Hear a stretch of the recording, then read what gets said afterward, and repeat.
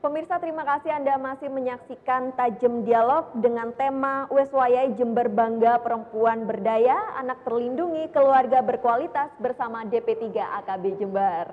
Nah, ini masih bersama saya saat ini lima narasumber yang sangat luar biasa yang masih semangat hingga detik ini ya Bapak, begitu ya. Baik, pertanyaan terakhir tadi kepada Pak Yoyo yang belum dijawab. Bapak melihat berbagai macam persoalan yang ada di DP3 AKB Jember ini yang dinaungi oleh DP3, bagaimana sih Pak Yoyo membawahi atau mengatur dari ini semua? Melihat Pak Yoyo sebagai Kasubag Umum dan Kepegawaian. Terima kasih Mbak Prima. Ya. Jadi seperti yang sudah disampaikan baik oleh Pak Kadis dan para Kabid, DP3 AKB Kabupaten Jember ini sesuai dengan KSTK nomor 16 tahun 2021, kita itu sebenarnya mengampu dua tugas umum, tugas pokok pemerintahan ya. Yang satu adalah PPPA, yang kedua adalah KB dan Dalduk. Yang Kabidnya pada hari ini hanya satu yang tidak hadir. Jadi Mbak Prima, kalau lihat uraian tadi, segmentasi program kita itu sangat besar ya. Ada yang ngurusi stunting, ada yang ngurusi perempuan, ngurusi anak, dengan jumlah penduduk yang besar di Kabupaten Jember, sekitar 2,7 juta. Coba bisa bayangkan yang hadir di sini ini kerjanya seperti apa gitu ya. Kalau dilihat jumlah personil, kita di kantor hanya mempunyai 36 orang yang berdiri di kantor.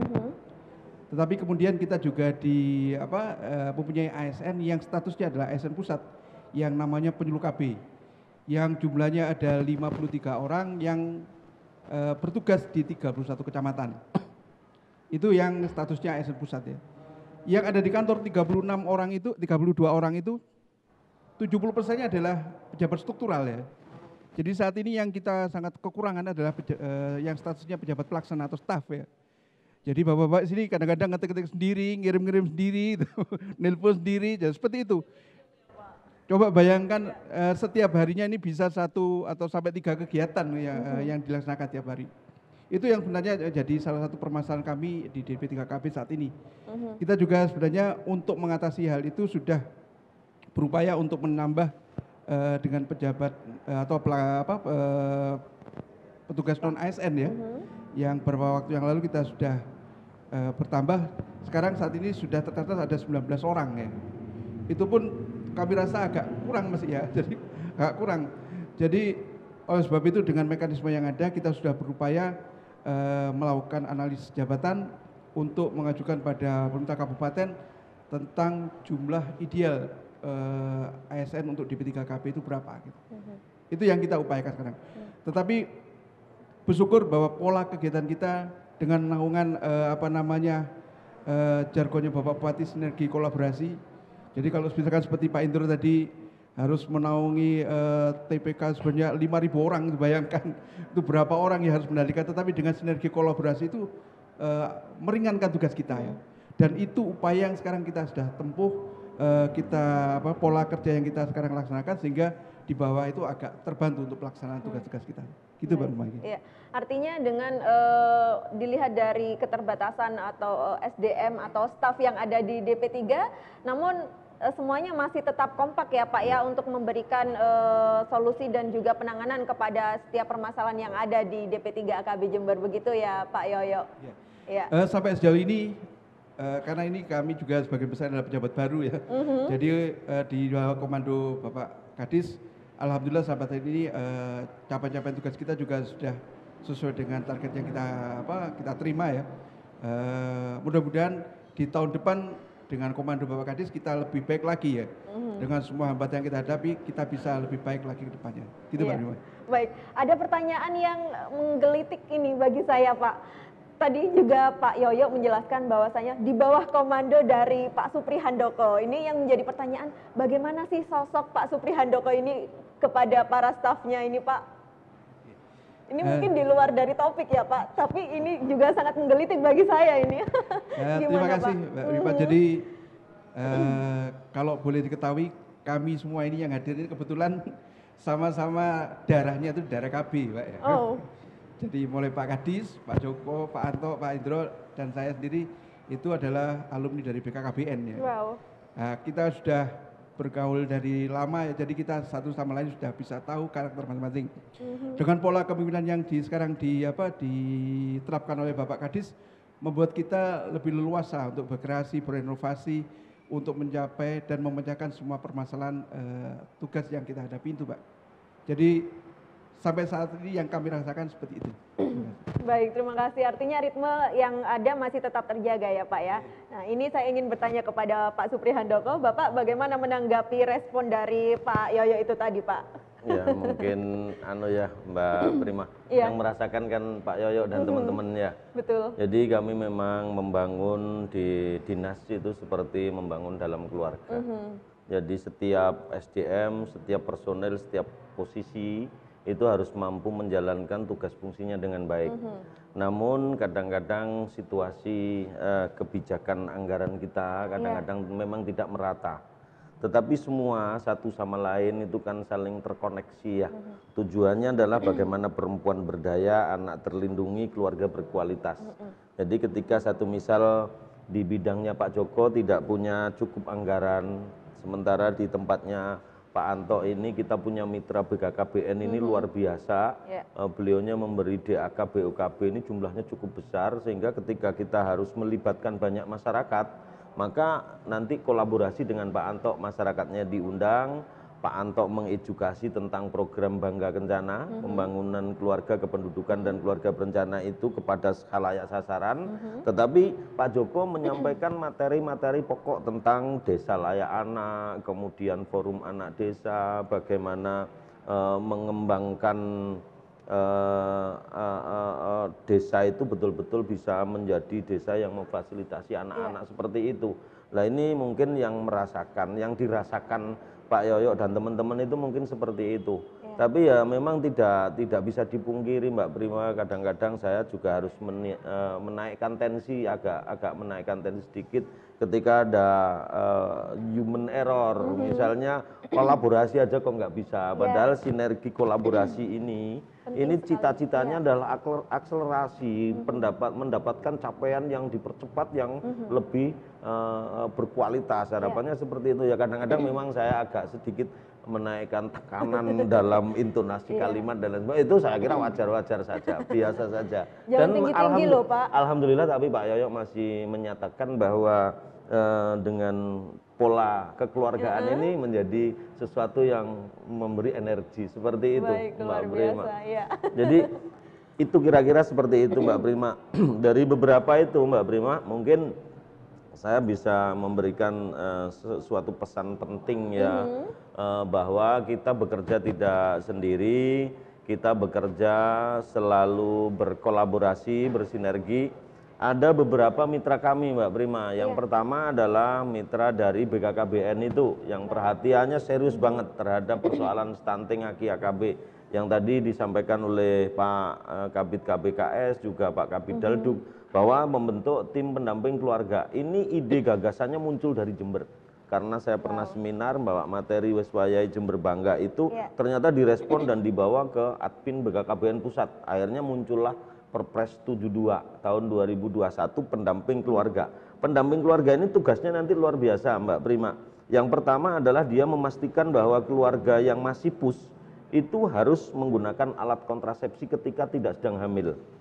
Jadi prinsip stop stunting, stop AKI, stop AKB itu jika dibolehkan semua perempuan itu oleh Pak Anto dipasang alat obat kontrasepsi atau dilarang hamil. Tapi tidak mungkin kan Mbak Prima, kan mesti yang muda-muda kan kepingin punya anak segera. Lah ini difasilitasi.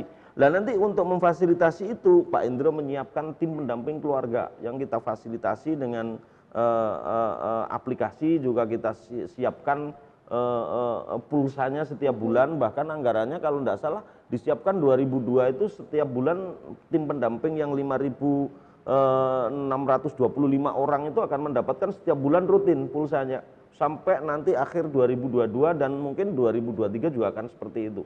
Nah itu tujuannya untuk melaporkan setiap peristiwa, setiap kejadian yang terdapat pada keluarga itu.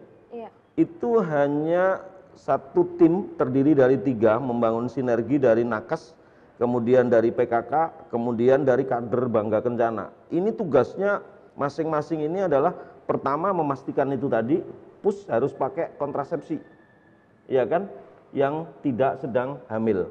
Kalau yang hamil dipastikan bahwa terdampingi dengan baik. Kapan dia harus diperiksakan, kapan dia harus di OSG barangkali perlu, kapan dia harus melahirkan, dan kapan dia harus memilih kontrasepsi sebelum melahirkan. Dan ini sudah ada tanda tangan informed consent, persetujuan antara suami istri bahwa ketika nanti anak lahir yang dalam kandungan langsung menggunakan alat kontrasepsi apa. Ini sudah dipastikan sebelumnya. Ini tugasnya tim pendamping nanti. Kemudian yang berikutnya memastikan bahwa setiap keluarga yang memiliki remaja, remaja ini harus teredukasi tentang cash pro. Jadi tidak terjadi triad KRR itu tadi. 3 ancaman dasar pada remaja kita. Free sex, kemudian narkoba, kemudian pernikahan dini. Tidak akan terjadi itu. Yang memastikan adalah nanti tim pendamping yang sekarang sedang dikerjakan oleh Pak Indro itu. Kemudian yang berikutnya adalah memastikan bahwa bantuan sosial, bantuan ekonomi kepada masyarakat itu betul-betul sampai tepat pada sasaran. Ini nanti akan dilaporkan secara berjenjang, dan nanti kalau yang tidak tepat maka akan disesuaikan. Disinilah filosofi dan prinsip sinergi, kolaborasi dan akselerasi ini kita bangun dengan menggunakan pola kemitraan yang sangat luar biasa. Ini full biayanya insya Allah didukung oleh BKKBN, jadi masih belum APBD. Harapan kita nanti ke depan ada KB yang terintegrasi, itu akan percepatan AKI, AKB dan stunting. Ini nanti sebentar lagi, kemarin sesuai dengan petunjuk dari Kementerian Dalam Negeri, dari BKKBN, itu nanti Pak Wabub harus jadi ketua, Pak Bupati menjadi pengarahnya. Kemudian kita sebagai sekretaris, nanti teman-teman kita yang akan nyatetin itu, harus dibagaimanakan dan lain sebagainya, seperti itu. Kemudian Mbak Prima, yang perlu kita ketahui bersama juga bahwa setiap kasus, setiap persoalan harapan kita masyarakat melapor. Ya, jadi dengan melapor itu maka setiap persoalan pada perempuan, pada anak-anak dan pada keluarga itu nanti akan segera teratasi dengan sebaik mungkin. Kira-kira seperti itu Mbak Prima. Baik, terima kasih Pak Supri Handoko atas jawabannya, sangat panjang sekali. Saya sampai susah mengatur nafas ini Pak. Baik, sebelum dialog ini kita tutup, boleh sekali lagi Pak Supri Handoko memberikan pesan kepada masyarakat terkait bagaimana cara untuk mengatasi permasalahan yang ada di Kabupaten Jember, terutama yang terjadi pada perempuan dan juga anak. Monggo Pak. Terima kasih Mbak Prima.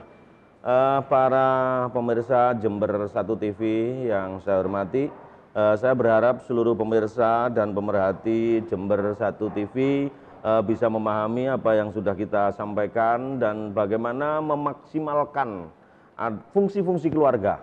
Terapkan fungsi-fungsi keluarga itu, lakukan fungsi agama, fungsi sosial budaya, fungsi pendidikan, fungsi perlindungan, fungsi cinta dan kasih sayang, fungsi ekonomi ini menjadi prinsip sangat penting sekali.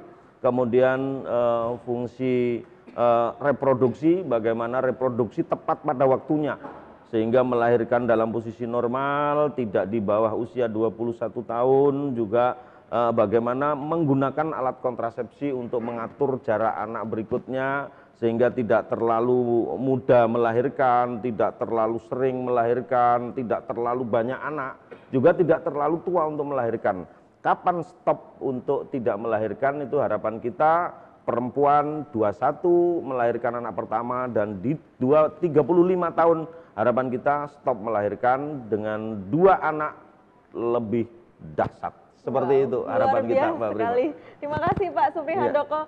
Dan pemirsa, demikian tadi Tajam Dialog bersama DP3 AKB Jember dengan tema Wes Wayai Jember Bangga Perempuan Berdaya, Anak Terlindungi, Keluarga Berkualitas. Saya ucapkan terima kasih kepada narasumber yang telah hadir saat ini bersama saya memberikan edukasi yang sangat luar biasa kepada pemirsa Jember 1 TV. Yang pertama kepada Bapak Dr. Andes Supri Handoko MM selaku PLT Kepala DP3 AKB Jember. Terima kasih banyak Pak Supri. Terima kasih. Kemudian narasumber yang kedua, terima kasih saya ucapkan kepada Bapak Dr. Andes Joko Sutriswanto, Kabid Perlindungan Anak. Terima kasih Pak. Dan narasumber ketiga adalah Bapak Anto Budi Nugroho SE, Kabid Keluarga Berencana dan Keluarga Sejahtera. Terima kasih Pak Anto. Kemudian narasumber yang keempat adalah Bapak Dr. Andes Indro Wahyono MSI, Kabid Pengendalian Penduduk dan Advokasi, Penggerakan dan Informasi. Terima kasih Pak Indro. Dan yang terakhir narasumber kami yaitu Bapak Setio Arlianto SP atau Pak Yoyo, Kasubag Umum dan Kepegawaian. Semoga apa yang disampaikan tadi dapat bermanfaat untuk kita semua. Pemirsa, saya Primar Santari beserta kru yang bertugas mengucapkan terima kasih atas kebersamaan Anda. Sampai jumpa.